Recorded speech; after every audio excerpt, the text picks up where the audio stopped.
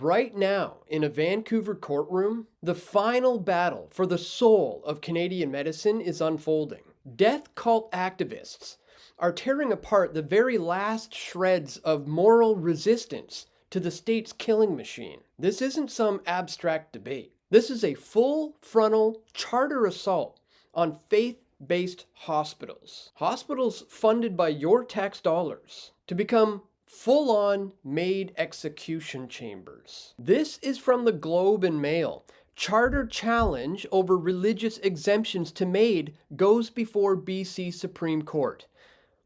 A trial set to begin Monday, which is today, in British Columbia's Supreme Court questions whether publicly funded faith-based hospitals should be allowed to prevent patients from receiving medical assistance and dying in their facilities. Let that sink in for a second. A publicly funded hospital, run by people who believe that life is sacred, who took it upon themselves to build and operate these places, based on deeply held religious convictions, are now being told, sorry, your beliefs don't count. Open the door for lethal injection or else. They claim that publicly funded hospitals can't opt out. If your taxpayer dollars pay for it, they want you to be able to get MAID on demand with no exceptions. Listen to this story that they are weaponizing right now. A 34-year-old woman named Sam O'Neill had stage 4 cervical cancer. She was approved for MAID at St. Paul's Hospital in Vancouver. But because it's run by Providence Healthcare, who has Catholic roots, who believes that all life is sacred, they wouldn't do it on site. So they transferred her. The family says that she suffered. She was sedated and she never woke up. She was then killed without being able to say goodbye. Heartbreaking, no doubt. But instead of fixing the logistics, like better coordination or adjacent spaces, which Providence already does in some cases, the solution they are pushing is to strip the hospital of its core moral identity. And now, her grieving parents and Dying with Dignity Canada are weaponizing that tragedy in court. Their argument is that public tax dollars fund these places, so patients should have a charter right to MAID on site with no religious exemptions allowed. But if my tax dollars fund it, why should a Catholic institution be forced to violate its own faith and to provide a service that it sees as fundamentally wrong? This Catholic hospital, rooted in the belief that all life is sacred, facilitates a transfer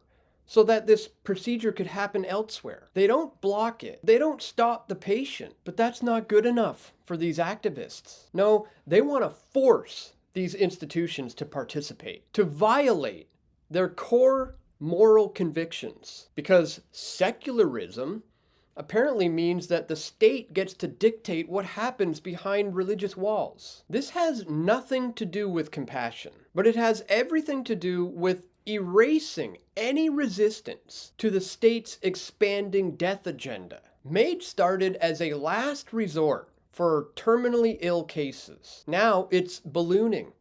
And they're coming for the very last holdouts, the hospitals that still say no. Dying with Dignity Canada CEO Helen Long said that the group will argue that hospitals, unlike individual healthcare providers, don't have conscience rights. I think the expectation is if my tax dollars are funding this hospital, I should be able to access the healthcare I need. Daphne Gilbert, a law professor at University of Ottawa who helped launch the case, says, our argument is that the government has an obligation to be neutral in matters of religion. The secularism principle is a constitutional principle. Allowing a Catholic board and a Catholic church, and more specifically the Archbishop of Vancouver, to dictate care in a publicly funded hospital is totally antithetical to a secular approach to public life. Secular life? This is forced participation in killing. They are arguing that institutions have zero conscience rights, so the state stays neutral by compelling religious hospitals to violate their core beliefs or shut down. Forcing a religious hospital to host euthanasia is the opposite of neutral. It's imposing secular ideology at gunpoint. It's saying, your beliefs are fine as long as they don't interfere with what we want. This all began 6 years ago when the Canadian government tried to force the killing of the elderly at the Delta Hospice Society. I exposed that in this exclusive from March of 2020 with Angelina Ireland. Then the government stole her care home property for refusing to kill their patients. Is with the vision, the creativity and the courage of the Delta Hospice Society that we fundraised $8.5 million. We built these buildings, beautiful buildings that you see here, and we have been running them for the last 10 years. So, the government now, the Fraser Health Authority, will step in, confiscate these buildings, expropriate them without compensation, and have themselves a nice little piece of real estate at our expense. It's like mafia thugs just coming and taking it. Yeah, you won't kill your patients? Okay. Yeah. We'll strip you of all of your assets. Yeah. And it's not even a law. As long as there's access to in the community. Well, there's access right next door at the Delta Hospital. Yeah. Yeah. Right. Yeah, they can slaughter them over there. We were in the midst of the great Canadian cull, right? The government is basically killing all the undesirables. There is no money for health care, appropriate health care in this country. We know that. We know we don't have enough doctors. We know we don't have money for a proper health care system because, over the last 8 years, a fortune has been squandered, but very little of it went to taking care of people. So now you've got all these people and all these problems, and you have a country that was put in lockdown and traumatized for a few years. You have a country which the inflation rate is going through the roof. You have a country basically on the brink of having to get involved in a third world war. You have people who can't afford gas, can't afford rent. But here we have a panacea to all of that, right? Well, we'll just kill them. Fast forward to 2026, and they are now hitting faith-based facilities with a charter lawsuit, claiming that refusal harms patients. But this isn't about patient suffering. This is about control. It's about erasing any space where someone will say, no, we won't kill. Where vulnerable people, like the elderly, the disabled, and the depressed, can go die naturally with real palliative care, without the constant nudge towards MAID. Groups like the Delta Hospice Society are fighting for MAID-free zones because patients deserve that choice. But the activists want no opt-out options and just total compliance. Folks, Canada is sliding down a very dark path. When the state starts compelling religious institutions to participate in procedures that they view as homicide,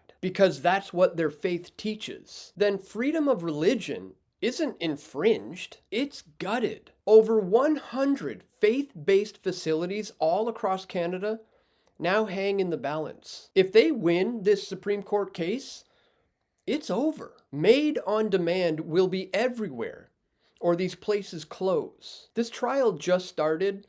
There's going to be 4 weeks of testimony, then appeals straight to the Supreme Court. But make no mistake, this is the tipping point. What began as choice for the dying has morphed into compulsion for everyone. Doctors are being coerced, nurses are being forced, priests are being silenced, and patients are pressured. And now, entire hospitals are being forced to become execution chambers. And they won't stop at MAID. Abortion, contraception, anything that offends the new orthodoxy will be gone. So, wake up, Canada. This isn't progress. This is tyranny dressed up as tolerance. They're not content With just legalizing assisted suicide, they want to compel everyone to participate. If you haven't seen my video report, The Resistance to MAID is being challenged by death cult activists, please join the fight for life, make sure you check it out. I will include a link to that in the description below. Support the groups who are defending conscience rights before there's no room left for dissent. Stand for real freedom, the freedom to live and the freedom to say no to state-mandated death.